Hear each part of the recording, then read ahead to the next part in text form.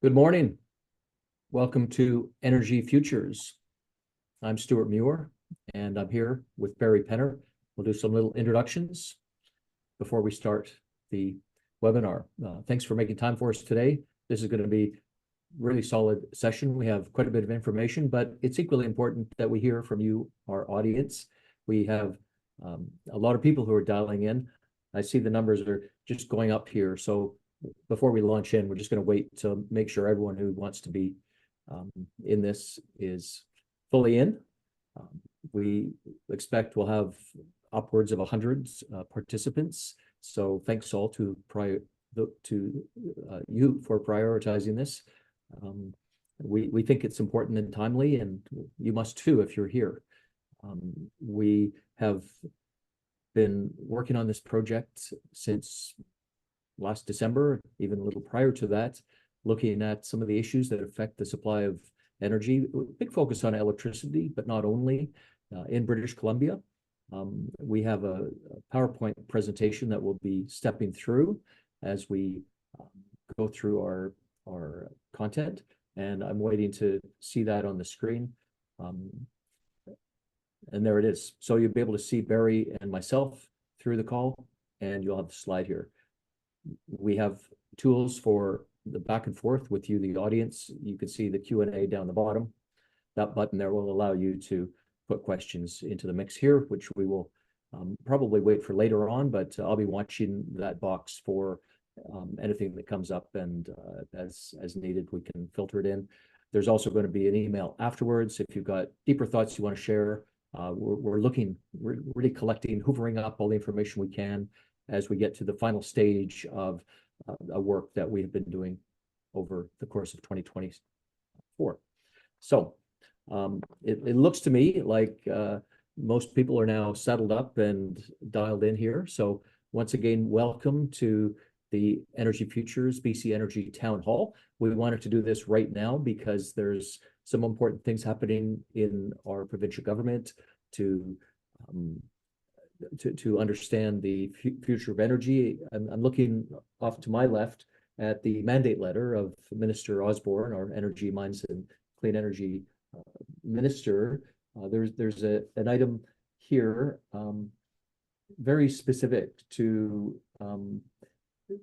make sure that, here's the wording, develop and implement a climate-aligned energy framework for BC with an overall goal of maximizing our province's production of clean energy to use at home and for export. So there's a lot in that, but it's the mandate for the minister to develop this energy framework. I would call that almost an energy policy too, right?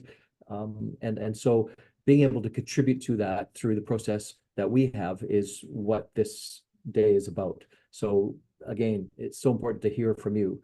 So we'll be doing a quick introduction of ourselves, a little about what is Energy Futures Institute, what is the current state of energy in BC. I've mentioned the roadmap process and the sharing, and also please do help us by completing our survey, which you'll get a link to after the meeting.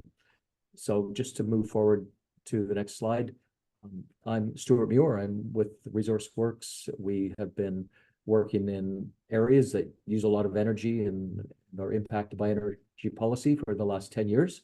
And since last year, I've been working with Barry Penner, who has started the Energy Futures Institute. That's an independent BC-based organization that researches and talks about issues of the day. And a lot of what you'll be hearing from, fortunately, is not for me. You'll get to hear from Barry. Barry's well known to, I'm sure, virtually all of you, but his work as an MLA was important in a period when a lot of energy policy was being developed that has its effect on today, and he's very knowledgeable. I enjoy working with Barry. I've discovered that whether it's because he's a lawyer and a KC and ready for court and all the things that lawyers do, but also ready for a question period. Very sharp, knowledgeable question. I rarely work with anyone as razor sharp on making sure that we're absolutely meticulous in all of the facts that we investigate and bring forward. So I know there's municipal officials, probably legislators, policy people on the call. we don't need to spend too much time, I think, on context here because we have a highly educated, informed audience. But nevertheless, we'll try to frame our objectives and explain them clearly, and you can ask questions as we go. So on that note, I'm going to hand over to Barry Penner. Barry, the floor is yours. Thanks, Stewart. Thanks, Stewart. And again, thanks to all of our participants for joining us today and taking time to delve into obviously what we believe, and I think you believe is a very important topic for our province, and that is energy, which of course underpins everything that happens in our province. Nothing much happens without energy, whether it's looking after patients in hospitals or getting children to school and keeping us warm in the winter and cool in the summer and driving our economy. Everything revolves around energy. And of course, that's intimately connected to environmental policy. So Stewart mentioned I was a Minister of Environment and a few other things in 16 years of my tour of duty in the legislature. But during that time as Environment Minister, I introduced BC's first comprehensive climate action plan to address greenhouse gas emissions. And that was the same time we introduced the what was then North America's first broad-based carbon tax, which at that time was revenue neutral. And so that was really groundbreaking at the time. So I've been following energy issues and environmental issues ever since very closely. And in conversations throughout last year with Stewart, we started asking questions of each other. Is the current trajectory that we're on in British Columbia, is it actually going to work and achieve its stated objectives? So that got us thinking we need to take a harder look at just exactly the state of things in British Columbia. And that led to the creation of Energy Futures in December of 2023. That's when we launched. The goal is for us to be an independent voice. We're not speaking for anyone in particular other than British Columbians at large and what we ourselves believe to be important. And we think with the cornerstones there are energy security, affordability, and independence, meaning that we can make sure that we can look after ourselves here in British Columbia because we are blessed with so many different forms of energy, both currently and potentially in the future. So we've started working on this, and one of the first things we identified was that last year BC Hydro had become a net importer of electricity, which and on a pretty large scale, record levels of imports last year, representing about 1/5 of our total electricity consumption. And that was really quite shocking and upsetting for many British Columbians to learn about because we've grown up in this province, if you've been a long-time resident, feeling pretty complacent about our situation and believing that we have just an overabundance of electricity and that supply will never be a concern. We dug up a report that didn't get much attention until we brought it to the media's attention, which is something called the North American Energy Reliability Corporation. It's a not-for-profit independent agency that looks at electricity reliability issues across North America. It's been around in various forms for several decades, but its real mandate got a boost after a big blackout in the Northeast of the United States. If you remember, in the early 2000s, a blackout cascaded from New York to Chicago and north to Toronto, and I believe Montreal. And so George Bush at the time, W. Bush, appointed a panel, and they really bolstered the NERC responsibility to take a hard look at what utilities were doing to try and prevent things like this from happening again because of the importance of keeping the lights on. So we brought attention to that report that identified last December, looking forward, that for the first time, British Columbia was deemed at being at risk for maintaining reliability standards. And that's making sure that there's a buffer. They call it a margin reserve or reserve margin, extra electricity in case things go bad. And sometimes they do, often in unexpected ways and unexpected times. And that's why there's these reserve margins that utilities are required to maintain. And NERC, as the entity is known by its acronym, said that as early as 2027 or so, British Columbia might have challenges meeting that reliability standard due to provincial government policy and the growth in the economy, population growth, and a number of factors, all of which were raising some concerns. We've also looked at electric vehicle infrastructure viability. We've done a report on that recently. And we've also brought to attention the impact and again, related to provincial government policy of the Utilities Commission rejecting a natural gas pipeline expansion in the South Okanagan, which was intended to meet growing population and industry demands in the Okanagan. So we can move to the next slide. So as I mentioned, I've talked a little bit already about kind of the current state of things. So BC Hydro has moved into a position of being a net importer of electricity. And that's largely at this moment driven by the drought that we've effectively been in for 2 years now. That's below average water and precipitation in the form of snow in the winter has reduced our generation capacity. At the same time, we've had increasing demands for electricity. Not a good scenario if you're trying to maintain reliability. And this really goes to the point that got Stewart and I concerned last year, which was the one of the statements, right? The foundational statement in the Clean BC plan, which is the current government's climate policy document, which guides a lot of government actions.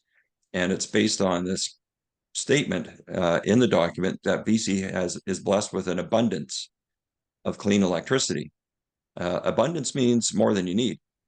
And in fact, as I mentioned, we've now become a net importer and dependent on people outside of British Columbia to keep our system reliable.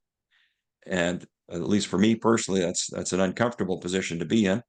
Not that I don't like our neighbors, but they have their own demands. And again, that entity NERC has identified that utilities across the Western US are also facing similar challenges for perhaps different reasons. But again, growing population, new industrial growth that's been new technology based around artificial intelligence, cryptocurrency mining, but just general population growth as well. And just more electricity being used in all of the electronic gadgets that we depend on now. A whole bunch of factors and changing in the electricity makeup, going from firm base power, whether it's coal or natural gas, and converting to more intermittent renewables. This is all affecting the forecasted reliability for utilities on the western half of the United States, where we're importing electricity from. So put that together and it raises concerns. So again, the growth in electricity is something that's quite surprising. Historically, it would grow about 1% a year in terms of demand, and that's been the case for a couple of decades. What we're seeing now is growth forecast in the range of sometimes 1.5%, 2%, 3%, maybe even 4% in some areas in 1 year. And while a change from 1% to 3% or 4% might not sound like much, that's actually a 4-fold increase. And so it really causes concerns for utility planners because it takes so long to build new infrastructure, not just here, but essentially anywhere in North America. But I would say particularly here, it just takes us a long time. So I've already talked about us being an importer, and then looking at policy gaps and what does the current energy policy or a government policy framework leave us with in British Columbia. And it's apparent while we have a climate plan, the energy minister has acknowledged we don't actually have an energy plan at the moment. And that Clean BC, although it's guiding government policy, is not actually an energy plan. So the government has signaled that they are working to release at least a blueprint or framework for an updated energy plan for British Columbia. We haven't had an update for one, I think, since I was in government. That was, I think, the last time we had a formal new energy plan for the province. So an update is certainly overdue. And at Energy Futures, we thought it would be helpful to embark in this process right now to talk to you about some of our ideas and seek your input as we put together kind of our version of what we think should be in this update that the provincial government is working on. And we're calling it... Oh, sorry to cut you off. Finish your thought. Yeah, what you're saying. So that takes us to what you see on the screen here. We're calling it BC's Energy Roadmap towards a provincial energy plan. And again, we're hearing that the province is working on at least some foundational pieces, maybe not a detailed plan at this time. That would probably come after an election, but that they're hoping to put forward some policy markers towards an energy plan. And we thought we'll provide some of our suggestions into that process. Yeah. So let's dive into that. And I see some questions are starting to come, so bring them on. But we're going to focus on the main point of today. So as we studied the issues and the nature of the energy system as it applies to BC, we found things fairly naturally fell into four buckets listed here: domestic energy production, transmission and infrastructure, the transportation, all kinds of transportation, and then just policy and governance issues. We think there are some of those that are sort of freestanding. And so in the slides that follow, we'll just go through some of the main ones. We had a total, I think, of 18. We don't know whether we will submit all 18, but that's what today is about. We're going to get these fine-tuned. Your feedback will help us to understand the prioritization. Have we thought well in coming up with these ideas? Is there any enhancement, any pushback? Is something we've got wrong or that you want to contest? I mean, please do that too. So 3 points we want to make in terms of production. We are making the statement that BC has become too dependent on electricity imports. Barry's given you a bit of a taste of why we can say that. We also see that we have trajectories that are causing sunsetting of contingency electricity sources. One example of that would be gas plants, which whether we're talking about one on Northern Vancouver Island or in Fort Nelson in a sort of energy island in the province that doesn't have connectivity to the rest of the grid. When these reliable sources of generation are switched off because of Clean BC policy, what are the impacts of that? We're not sure that those impacts have been fully discussed and exposed to the light of stress testing as to how it's going to impact the economy, citizens, as well as emissions. And then power sources set to come online won't be able to fill the gap entirely. So, of course, that's a reference to Site C, which we know that from the day it's turned on, it will be essentially already oversubscribed. We've got some observations on that. So if we frame this as a question for you as the group, and maybe you want to answer this or give us questions that you have from it, what is it going to take to address some of the BC domestic electricity shortages, not just high level ones, but when you see that we even have cases of a large hospital that is going to generator because of this issue. That's happened a couple of times in Vancouver. Is this the plan, or is it something unexpected that we need to be more concerned about? So let's just pause on domestic energy production. I want to throw back to you, Barry, on this one very quickly. Did you want to make a comment on that? We have to move fairly rapidly through these because we do want to get to the discussion part. Right. So as you alluded to, the one thing I would identify is, we do have outside entities looking at us. I mentioned NERC, the North American Energy Reliability Corporation, and Stewart, they picked up on the point you mentioned, which is in the Clean BC plan, it calls for shutting down our limited amount of current natural gas electricity production. It's about 450 megawatts right now in the province. And that was specifically identified by NERC as reducing our reliability margin because it's dispatchable. You can turn it on when you need it. With wind and even with hydro, when it's in a drought situation, you might not have the electricity when you need it. So that's just a specific issue that NERC identified on behalf of, I guess, their concerns for reliability of the system. So right. Yeah, we can move to the next slide. Okay, so here's the second category, transmission infrastructure. I mean, it's a huge topic. We hear news. In a moment, Barry, maybe you can share the news that you were relating to me before this call about a local development. This is quite interesting, reflective of the times we're in. But clearly, I mean, there's nothing contentious in saying that BC has an electricity and transmission infrastructure deficit. Sorry about the typo there. Yeah. The $36 billion program announced by Hydro to begin to address it is welcome news, but it's a monumental sized problem. And the distribution issues, maybe Barry, Langley's news yesterday would be a good illustration of where we're at.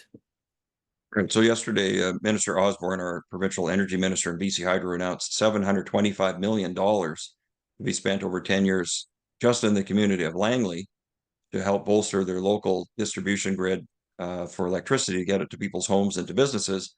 That includes a couple of new substations, etc.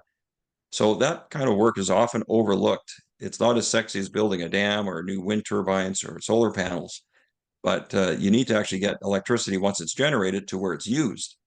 And there's transmission lines. Those are the big lines we see up and down the province. Those need to be upgraded as well and expanded. But when you get into the local communities, we're seeing significant growth of electricity demand right in your neighborhood. And one of the things driving that, of course, is electric vehicles.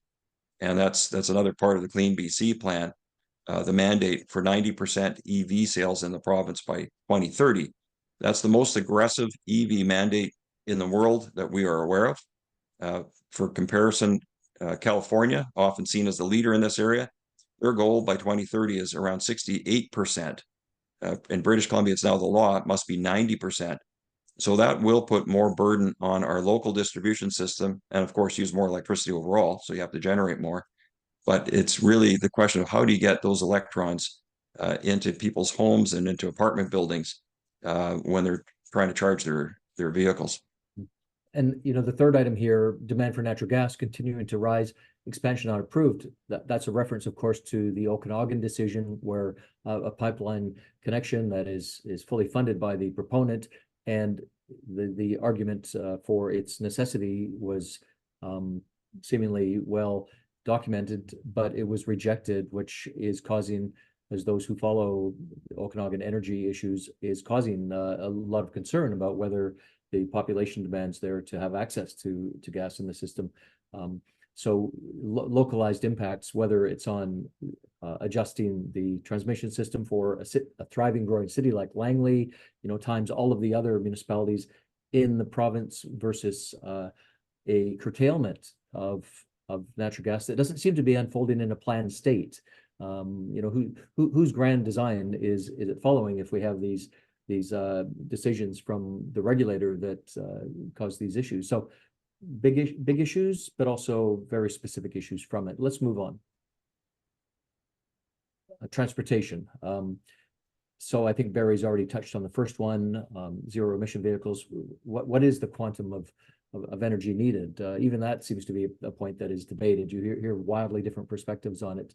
So Stewart, just to remind, jump in there, Barry, take it away. Professor Jessaroli, if I'm pronouncing his name correctly.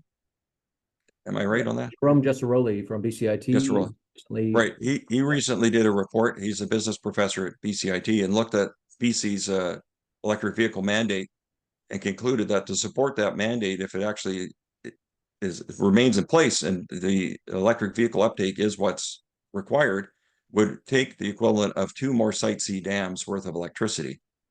Just to put that in perspective, about 10,000 gigawatt hours would be consumed just by electric vehicles. And again, that's over and above our current demand for electricity in British Columbia. So a pretty daunting challenge. And then again, how do you get it into local communities? A Metro Vancouver Regional District commissioned a report last fall that estimated just in Metro Vancouver, it would require up to 100,000 new public charging stations by 2040 at a cost of $2.9 billion just for the chargers. So again, some pretty daunting challenges and numbers. And hydrogen, lots of issues around there, but we're seeing some recent announcements. It seems to be some action there. So we'll have an item on that. Let's move on here. We've got a lot of ground to cover, and I see the questions are stacking up. This is fantastic. I'll lean over and start to pull some of those in shortly. But let's look at policy and governance. That's the last block here. So the very real situation where we do lack this overarching energy policy. We really ought to have one. I know it's been very difficult nationally to have an energy policy. We don't, for a country like Canada to have no energy policy. I first noted that at the Energy and Mines Ministers national congresses over the years. There's just too much disagreement on it that we could never achieve that. And if you lack a policy on that, but you have everything driven by a climate policy, the way that seems to play out has, I would argue, resulted in us having some of these questions. So addressing that, we think that in the next few weeks, from what we hear, the energy framework that is on the minister's plate is going to be at a draft stage, and we'll see something knocking about. And we do hope that today's call can result in us being able to make a timely and relevant contribution. The question we flagged here on the up-to-date data. I mean, if you want to look, say, at the Alberta energy system, you've got a one-stop dashboard. We've probably all seen it. You can see everything that's going on in the Alberta system. You can find no such resource for BC. Maybe in the inner sanctum of certain energy corporations, you might find part or all of that data, but certainly not if you're doing the work we're doing on the outside looking in. And it would be nice if we could get a little more transparency on that. So that's a call to action we've got here. And then emissions reductions. I mean, today globally, we saw the Energy Institute come out with its annual report. The use of fossil fuels, it only grows. Coal is double today what it was in 1990. All of that growth is occurring in Asia. It's proving to be an extremely gnarly problem to solve. And all of us, I think everyone on the call, I'm sure, is committed to this reduction, but it's incredibly difficult. So we have to go with the solutions we have, I would think, in order to make a difference. Barry, comment? Yeah, to bring it back to British Columbia, our goals in BC right now under the Clean BC roadmap is a 40% reduction by 2030. That's what is that? That's 5.5 years from now. It's very hard to imagine how that would be achieved without major disruption to the economy. BC government modeling that surfaced last year reveals that if those targets were met, it would take about $28 billion out of the provincial economy compared to following policies that were in place by 2017 or 2020. And that translates into about 100,000 fewer jobs. So that, I know there's some controversy about that number, but it came from a consulting firm retained by the provincial government, and that was asked to produce those numbers or to do that analysis. So one of our recommendations that we'll be putting forward, I think, that we're thinking of, is calling for an independent third-party analysis, since the government was kind of disavowing their own report and its conclusions. Maybe we should have a third party that's independent of government take a hard look at these numbers and these assumptions and to see what the likely impacts are. But that said, I find it very difficult to believe a 40% reduction is achievable in 5.5 years, given that since our first carbon tax was imposed and climate change policies were put in place in 2007, 2008, we've seen a reduction of about 2 or 3%. It's hard to imagine another 37% coming in 5.5 years. But so that just goes to your point, Stewart. And I think the other point you're making is economies in Asia are desperate for energy. And if they can't get reliable sources of LNG or natural gas, many are still turning to coal, which obviously is more harmful to the atmosphere and even to local air emission quality than using natural gas. For example, Vietnam had some rolling blackouts again this winter, and their prime minister said that's not going to happen again. We're going full tilt and is securing new supplies of fairly low quality thermal coal from Indonesia and moving post haste to build new coal-fired plants to maintain reliability, because they're finding it difficult to obtain sufficient supplies of affordable LNG. Yeah, we've got some great questions here, Barry. So I'd like to launch into this part of it. And again, reminding everyone that your questions are welcome. We'll hit as many as we can. I see a theme here.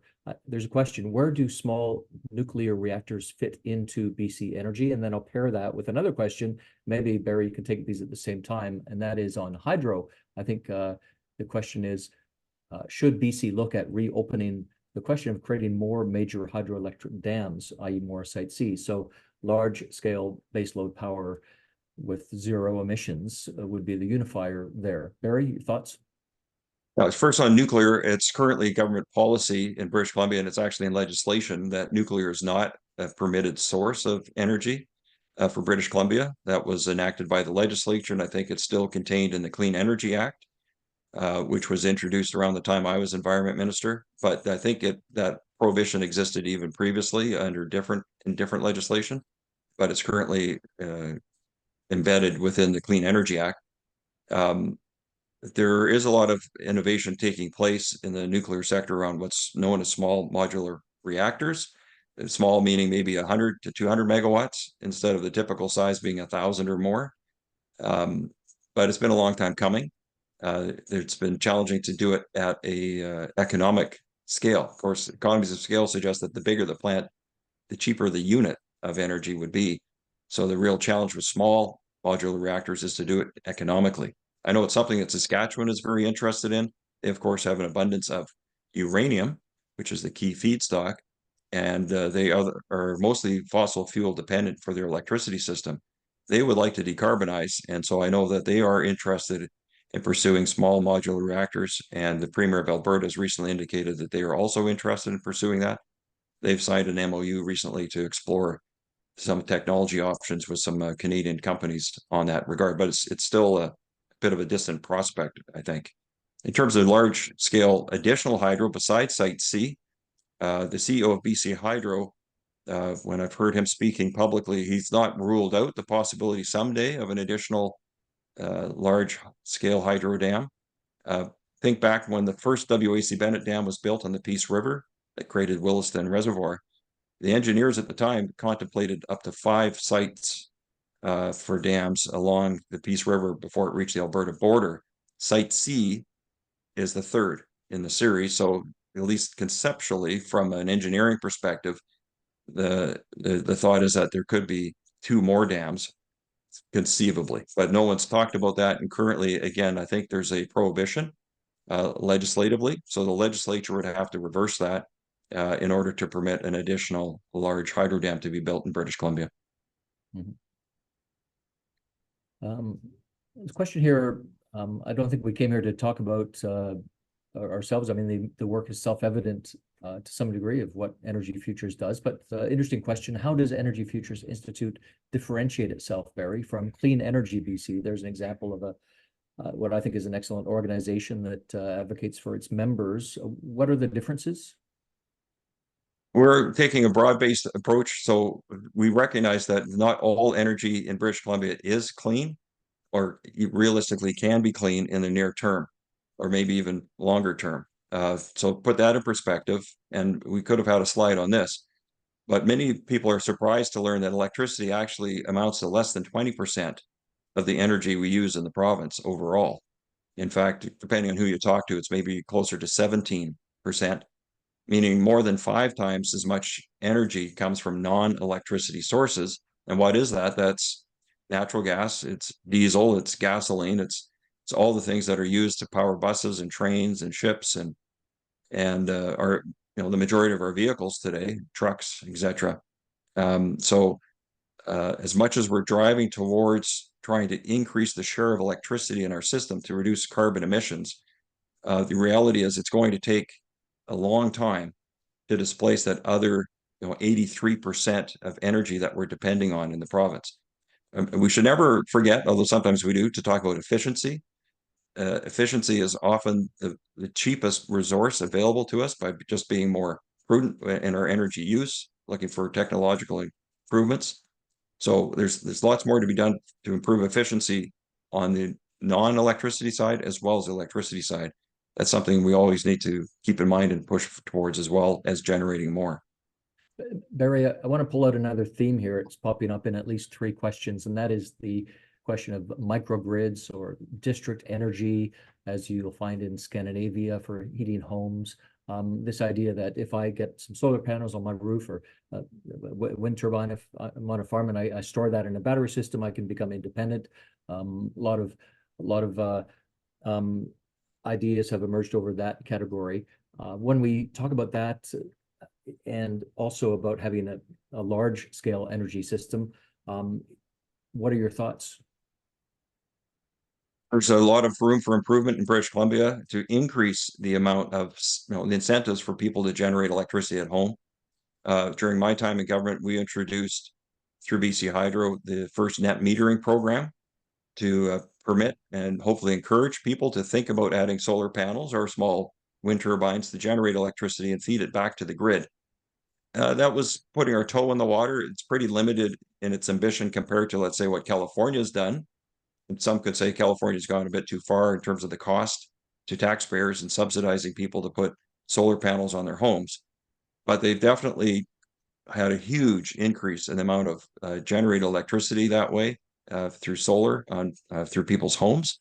But then again, the cost of electricity in California now is around 32 cents per kilowatt hour, or about 42 cents Canadian, depending on the exchange rate on any given day.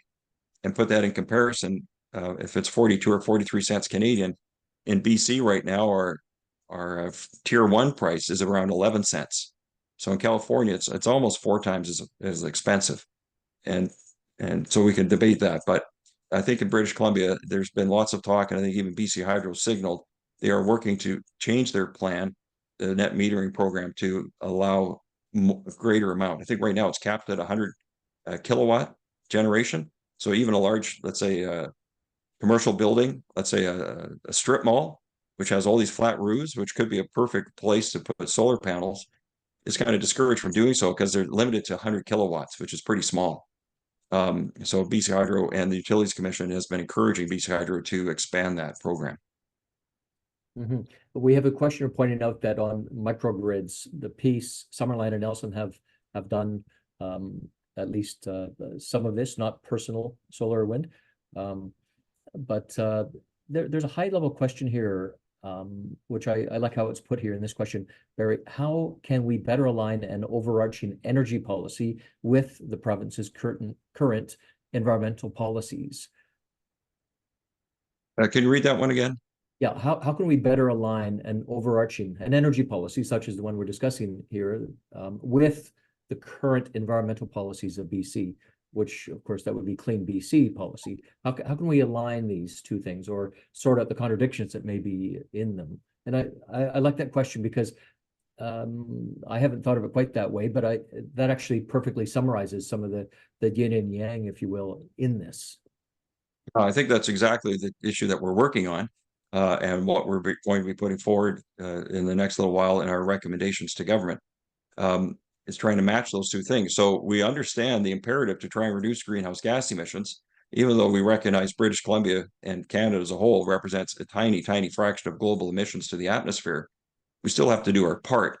The question is, are the targets currently embedded in legislation in British Columbia through the Clean BC plan, is that actually achievable realistically without huge increases in cost to consumers who are already facing a cost of living crisis? And can it be done in a way that doesn't jeopardize our system reliability? The imperative to, or the reason that the Clean BC calls it shutting down our 400 or so megawatts of natural gas generation is an attempt to reduce greenhouse gas emissions. But by doing that, according to NERC, the independent entity, we're jeopardizing our system reliability. Is that an appropriate trade-off? Or do we need to maintain some form of fossil fuel generation through natural gas as a backup to firm the intermittence? I would argue that in British Columbia, we're at around 95% or more that's hydro-based. And when we have lots of precipitation, that's great. And it's been a real benefit to British Columbia, help keep rates low and also keep our electricity GHGs much lower than most other jurisdictions. That's been our advantage. But when we're in a drought, you suddenly realize that there's a risk attached to putting all your eggs in one energy source basket. So I think in British Columbia, we have a lot of opportunity for greater diversification. We have very small amount of wind power in British Columbia compared to Alberta. Alberta's got 4,400 megawatts of installed wind power capacity. British Columbia, we have less than a fifth of that, I think. We're at about 700 megawatts. So I think there's a lot of growth potential, but we need to diversify. That would be, I think, one of our key recommendations to government, that as we've seen with climate change happening, past weather patterns may not be what we can expect in the future. And that could really expose our system to a big risk if we get into prolonged droughts in British Columbia that go not for 1 or 2 years, but maybe for a decade. Tree-ring analysis elsewhere in the Pacific Northwest has indicated that historically, going back 1,000 years, if you drill into redwood trees and look at the tree rings, that there have been times over the last 1,000 years where dry cycles have lasted for more than a decade. And that could really stress our system. As we've seen, it's already being stressed after just 2 years of below average precipitation. Let's pivot over to what I see in my queue is the second last question. What issues does EFI see with the increasing push for electrification of building heating? In the lower mainland, where temperatures are more moderate, does it make sense to have electricity provide the majority of heating, with gas becoming a backup source? Barry? I think there's a lot of opportunity for that. Of course, it depends how you're doing that through electric heating. Many homes traditionally had baseboard heaters, and while they work, as long as the electricity is not interrupted through power outages, they're not terribly efficient uh, compared to more modern heat pumps. So there's a big push on for heat pumps, but even they have their limitations, particularly as the temperature dips below -10, -15, -20 degrees Celsius, as it did this winter. And in the interior, we saw temperatures this year of -35 to -40, not for 1 or 2 days, but for 3 days. At that point, the heat pumps become no more efficient than your old electric baseboard heater. So it is, and then that increases electricity demand at a time when it's already at peak. And for utilities, the real challenge is providing reliability during peak hours. So most of the year, yes, the heat pumps provide a good solution, but during those stressful periods of either really cold or very hot weather, it puts a real extra strain on our electricity system at a time when it's already strained. One study that was done in the Okanagan, in the Kelowna area, indicated that if just 25% of people switch from natural gas heating to electric heat pumps, that during the 3 coldest days of the year, that would increase electricity demand by 50%.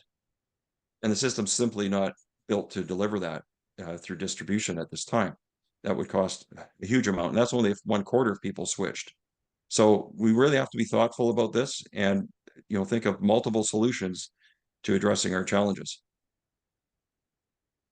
Another theme I'd like to pull out of these questions on efficiency, demand management. There's a question on each. The first one, will we be looking at the impact of building retrofitting and consumer reduction efforts, including major industry? The observation made by this questioner, I don't know if this is true or not, but it states, it sounds like a lot of your estimates, recommendations are based on purely increasing demand, which is occurring, but simultaneously there is a lack of investment in reducing consumption and or retrofitting to address older buildings. And then the other question going further down, I think from Martin Crilly, demand management of electricity by innovative pricing regimes. How price sensitive is demand, and how much promise does demand management by pricing hold? So 2 questions in that domain. Barry, do you want to take a run at that? Yes, I appreciate the first question. It's what I was alluding to earlier. Let's not forget about the importance of efficiency and reducing our consumption of energy when we can, and through innovative means of whatever they may be, and trying to be more mindful of our energy consumption. I recall there was a time there was a lot of opposition to installing smart meters. Well, I was in the government when we decided to do that, and part of the impetus was so we could have a better idea of how much electricity we're all using at any given time. And then I know I make great use of that, going online through my BC Hydro account to see when is the peak time when I'm using electricity, and how can I change my behavior to reduce my consumption. Not everyone maybe is as keyed into that, but that's now possible. People can monitor their own use and try to change their behavior. How price sensitive are consumers to electricity shifts? I think there's a fair bit of inelasticity, but eventually people do feel the pinch and they'll look for ways to change. BC Hydro has again put their toe in that water. It just recently launched a time of use program. It's voluntary. It's optional. You have to choose to elect to go into this program, but if you do, your price of electricity will be reduced in the overnight hours by, I think, 5 cents a kilowatt hour, which I think works out to about a 40% reduction or so. And then the flip side, though, is that you'll be paying a 5 cent premium during the peak hours of, I think it's from 4 till 9 p.m. And again, the idea there is if you opt into it, you can save money on your electricity bill if you're able to shift you're, let's say, doing laundry or charging your electric vehicle, do it at night after 9 p.m. or after 11 p.m. at night, and hopefully get it done before the morning, before the price would go back to the normal rate. I think it's 7 a.m. So that's something people can look into. I think it's a bit of a test program.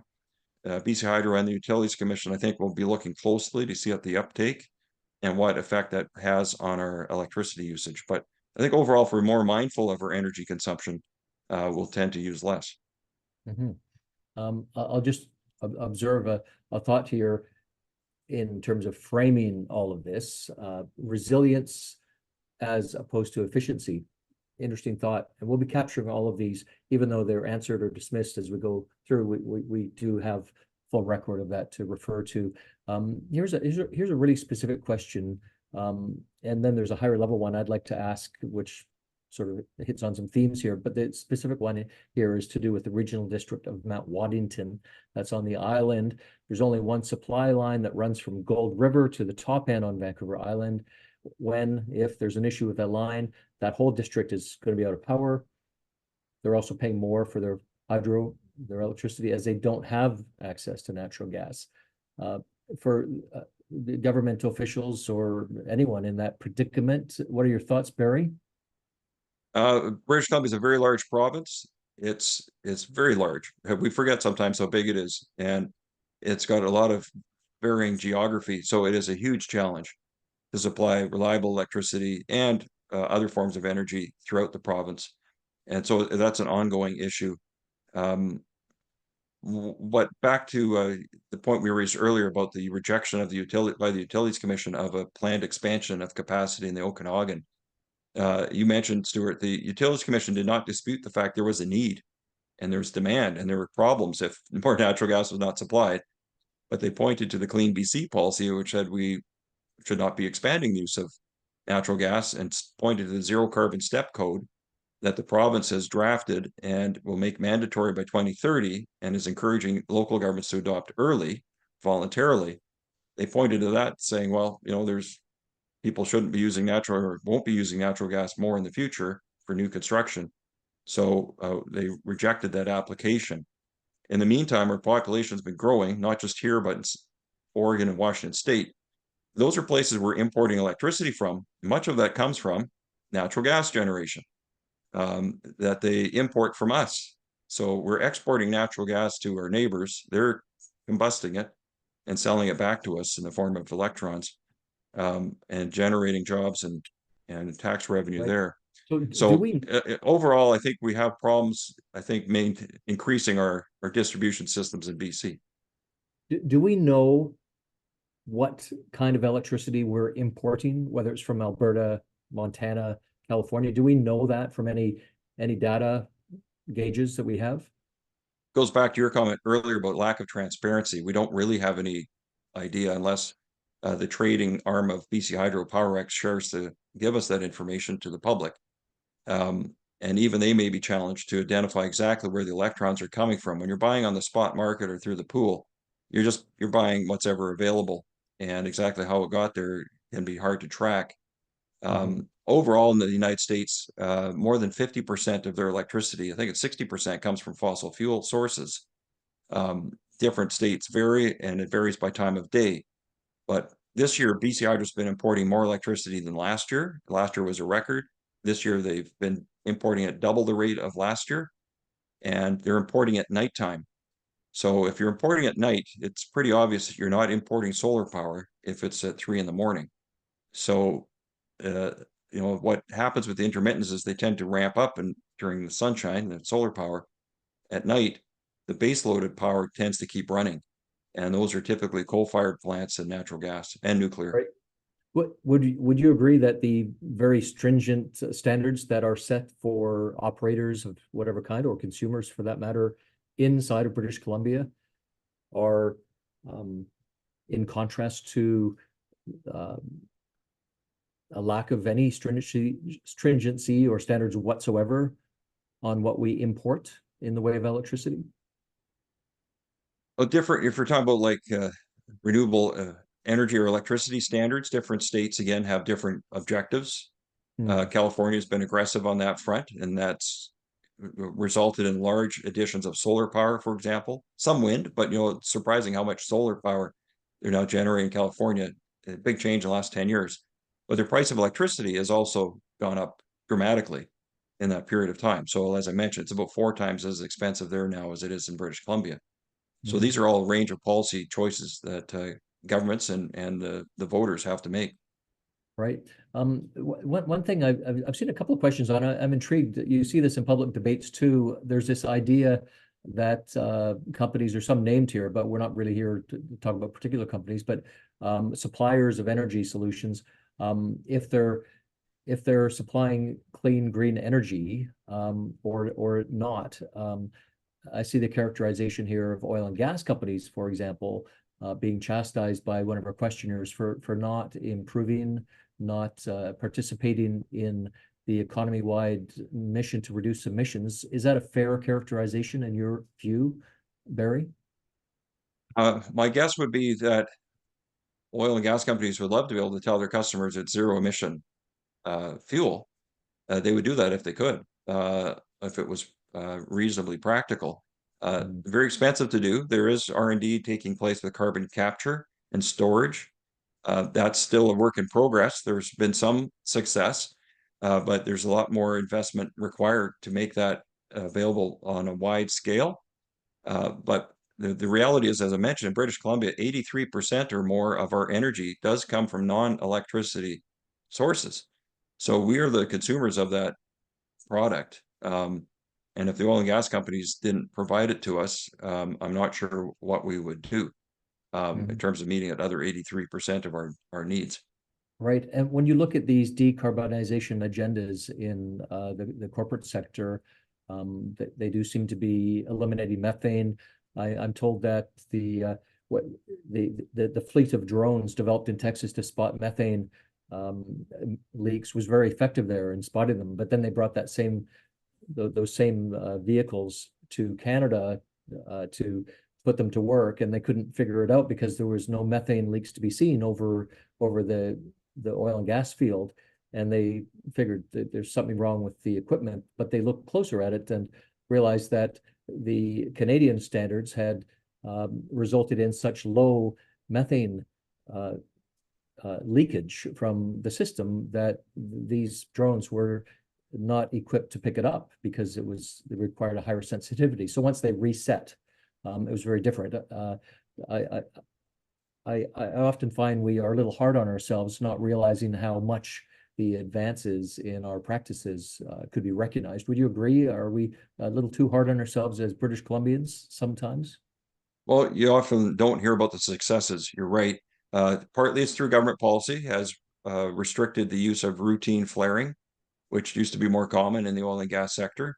Partly it's because of government policy, partly it's because of technological change, and partly it's because of the increasing price and value of the various feedstocks in the fossil fuel side. Higher price leads to an incentive for the industry to become more efficient and to prevent methane leaks and to stop doing routine flaring as much as they can because there's a value attached. So it's a combination of market forces, technological change, and government policy that's all led to a significant reduction. And I'm sure there's more that can and needs to be done. But like many things, technology evolves. Sometimes it's in leaps and bounds, like quickly, and other times it takes longer. Like carbon capture, for example, is taking a while, but so have other major technological breakthroughs that seem to happen overnight, are actually the result of often decades of research. Yeah, and just to clarify, to observe that we have lower methane emissions in Canada, which is actually observable widely, is not to say there are no methane leaks in Canada. I don't think anyone would make that statement. Nevertheless, we should look at the comparative too. Now, we are running out of time, and I will remark on the phenomenon here that almost everyone who came onto the call at the beginning is still on the call at the end. So I think we've done something right here, which tells me we should maybe keep doing it and come back to this kind of session. But for the meantime, it's time to off ramp and leave everyone to go for lunch or whatever they're doing. Barry, closing thoughts to you, and then we'll break off. Yes, thank you, Stewart. And again, thank you for everyone attending. as mentioned at the top, there's going to be a survey. We have your contact information. We'll be sending you that survey, but when we do that, please use that as an opportunity to send us your thoughts and suggestions as we build this. You know, the government's working towards, we think, a fairly quick timeline for their objective, so they haven't had a chance to do public consultation, I don't think. So here at Energy Futures and with the support of ResourceWorks, we thought we would give people a chance to have that input through us, and then we'll bring that forward to the government to play our role in supporting public consultation. All right. Thank you. Thank you all for attending. That's the end of our webinar today. Thank you.